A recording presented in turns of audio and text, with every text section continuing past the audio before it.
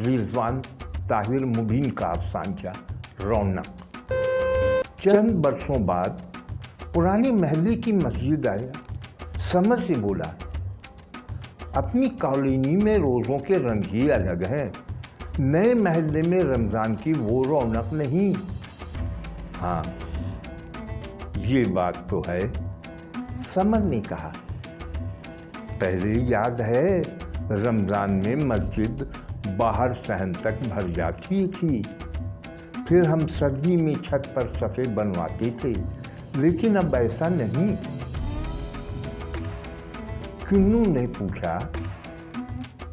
हाँ, अब बहुत से नमाजी हमसाए मोहल्ले की मस्जिद चले जाते हैं, समर ने बताया।